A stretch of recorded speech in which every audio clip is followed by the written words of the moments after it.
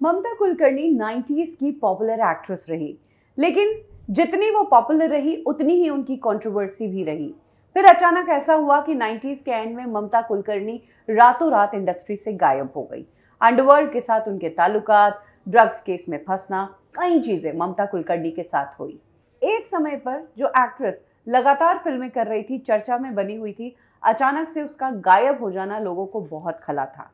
आखिर ममता कुलकर्णी इंडस्ट्री से क्यों गायब हुई थी और ममता कुलकर्णी इतने समय कहाँ थी, उसका जवाब पब्लिक को मिला 15 साल बाद, जब ममता कुलकर्णी ने एक इंटरव्यू दिया और बताया कि आखिर वो कहाँ है, क्या कर रही है।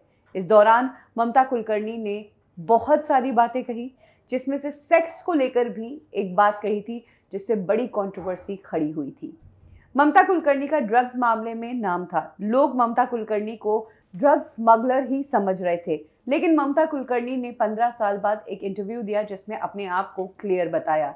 ममता कुलकर्णी इस इंटरव्यू में बॉलीवुड एक्ट्रेस के रूप में नहीं, बल्कि एक सन्यासिनी के रूप में नजर आई और उन्होंने कहा कि वो पिछले 12 सालों से तप कर रही है, जप कर रही है और मेडिटेट कर रही है। अपने आप को ड्रग्स से दूर बताने के लिए ममता कुलकर्णी ने सेक्स का एग्जाम्पल दिया था।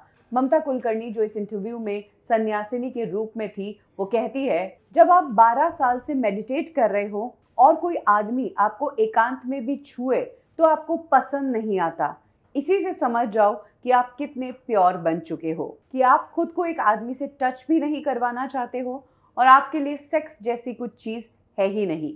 ममता कुलकर्णी ने आगे जो कहा वो बेहद शॉकिंग था। ममता ने कहा कि अगर अभी भी मेरे सामने कोई आदमी नंगा खड़ा हो जाए तो मुझे कोई फर्क नहीं पड़ेगा।